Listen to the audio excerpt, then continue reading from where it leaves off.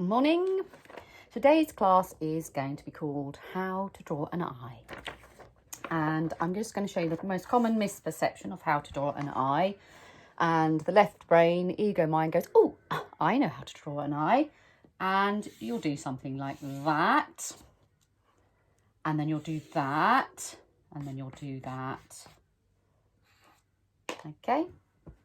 Several things wrong here, and that is this is not the shape. And you can never see the whole of that part of the eye. So I'm going to show you how to draw an eye correctly today. So I always have my mirror. And as artists, when we paint something, we're not necessarily expected to remember it, everything, all the information in our minds. We refer to it, and it's more about really studying, really observing, learning to properly see. Many people look, but they don't see. And artists are usually more practiced with observation. So let's see how this rolls. So you start off and you really study your eye. Spend quite a bit of time really watching and observing the shape of your eye. Then I've got brown paper. I'm just going to go for a brown, I think, so you can see it. No, I'm going to start here. And eyes are very important because, say, for example, you're drawing an animal or a human being.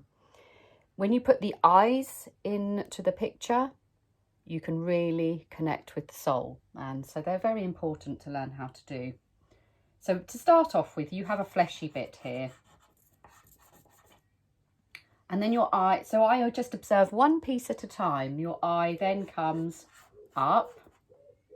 Then it sort of, then it sort of goes like that. And then it comes down. Okay, and then, so I always find it in 3 segments. It's not just an arc, it's 3 distinct segments with this part here. And then you don't ever have your eye completely like that. So you can never see the whole of the eyeball. You can see part of it. So it's more like, I'm going to draw this bit in actually first.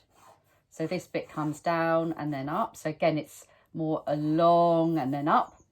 Okay, and then this bit is more like, so the top and the bottom disappear. Okay, so you've not got a full circle. Then you put your eyeball in it. And we're going to have shade here. And the reason you have a bit of shade there is because you actually get less light right up underneath the lid. So bits of information like that are really important. Another bit of information is really important. So supposing we do this little recess bit here. So that's always in shade, always got a bit of shade. We also always have a bit of shade here. And also the eyelashes don't just come off straight out of the eyeball there. You've actually got what I will call a bit of a shelf. If you actually study your own eye, you've actually got a bit there, and the eyelashes from there sort of come off, I always think, a bit like that. They sort of link like that, off this bottom of this shelf, not coming out of there. So that's the bottom of the eye, and that's the eye disappearing there. And so the eyelashes here, they never come straight. They always seem to come more sort of swooshing like that.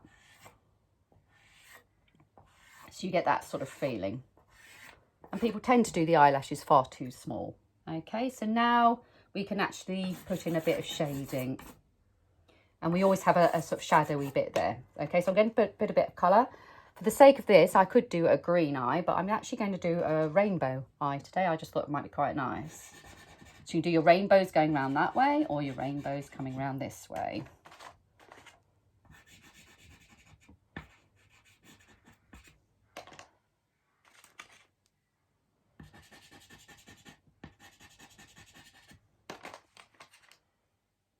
This is where I got myself, wish I'd got myself organised a bit earlier. But I tend to go straight into these films without giving myself too much time to think about it or get nervous about it. So here goes.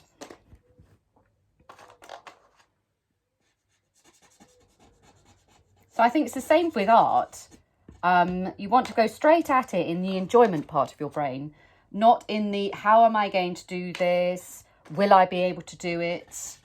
You don't want to give yourself any time to second guess yourself or criticize yourself. It's more positive self-talk, just getting into it and straight away enjoying the colors. Don't worry too much if you feel, oh, it's not quite right. One thing I always tell my students is art is a process. It's very much, you don't just start and it's finished seconds later. And I think it, because when people observe art, people can be very quick to criticize and say, oh, that's not very good. But for example, if I was to make this really, really good, I could actually spend a whole week on it. But for the purposes of this demo, I'm obviously literally going to try and do it as quickly as I can.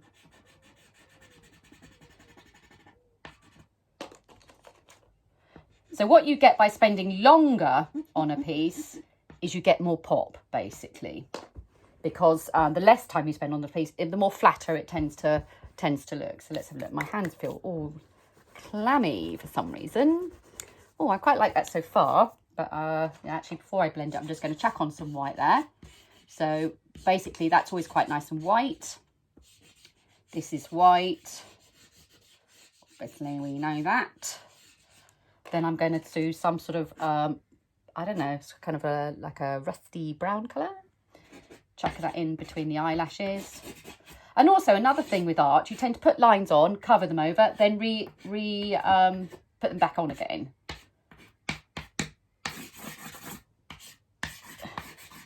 So I can just chuck on there like that. This is very important, the black. So that's important. Right, oops, I want a hole in it. I want a fleshy colour here, so that's going to be... And also, when we do an eye, you can actually really, really study it and make it look really, really real. Or you can start off with the reality of the eye and then make it completely funky. Make it what you want it to be. Make it into a piece of art that's you. And that's another thing I feel people can be very stuck on is, oh my God, that doesn't look exactly like it's meant to look. But if you wanted it exactly like it's meant to look, then maybe you should just take a photograph. Okay, so let me just blend it now. So I always sort of go round and round and round blending. Obviously, we're just sticking to the white, so we don't need to wipe our finger. Like that.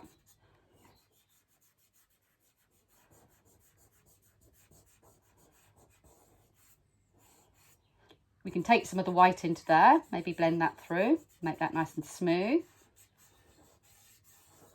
I want a bit of pale pink on there, just a little lift to take a bit of the light colour through there on that little shelfy bit that I was telling you about. I've got a bit of flesh colour now. I've picked up that one. That's like that. Just going to blend these away. So I have used brown paper today. I'll just use whatever, again, when I'm choosing my colour paper, I don't ever go, oh, what colour am I going to use? I just straight away think, oh, I fancy that one. And I go with what I feel in tune with, what I feel drawn to. And I never second guess that again. It's, I think that's the most powerful guide that we have. It's our internal guide. And we all have it.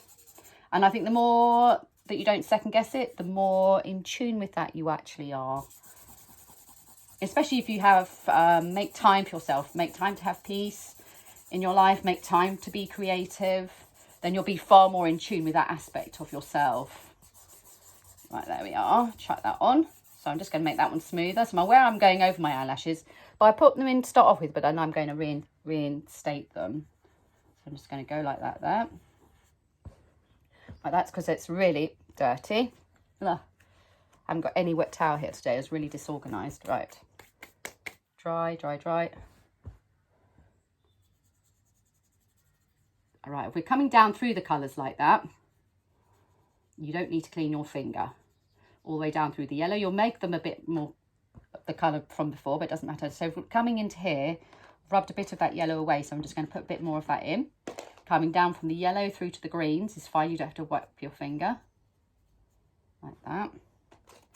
And then from the blue into the green a bit. And then you can keep your finger dirty up through here because it's quite nice to extend one colour through to another. You get this lovely sort of perfect blend going on, which I really, really like. Just going to put a bit more yellow So the yellows will be the ones that are easiest to get dirty. So I'm just going to go like that. That's looking quite cool. Right, so then the last little main detail I would say, we've got what happens is, because this is it's round, it will actually catch the light. So what we need to do is put some what I call light windows. So you can just sort of like go like that in one place. You know, again, you don't have to think about where these are. You just know that your eyes catch the light like that. And so if you do something like that, it actually helps this sort of feeling of dominess. I'm just going to run a bit of white around there like that. So with the fleshy bit, that also has a bit of tone in it. It's not, so you might have a couple of different browns. Again, you don't have to think about what browns. You can just chuck a bit on like that. Just gives it a bit of depth, not just one depth going on. And also that's right in the corner, so there's not a lot of light that comes into there. Then I'm going to pick up the brown again. And here, what I was saying before is that it's gets less light because it's in the shade. So we're going to do that one slightly darker on the inside there. But also we're going to get maybe another brown. Just chuck a bit of chalk dust. You don't have to worry too much about it. Onto there, and then we're going to blend that in. There we are. Very lightly, so you're sort of overlaying the dust onto what's gone on there before. So you want to smooth the top line that I put in, and then roughly blend the bit underneath. And then that takes away from the fact that it was white, but it's giving it a depth to it. It's giving it the feeling that we want. So I'm going to do this again dark, because this is like the crease of the eye. Here. This is the shading in the corner. And now we're going to reinstate the eyelashes. And you can do them black, but I think that is hard, really quite hard. I've just picked up a brown like that and reinstate these ones.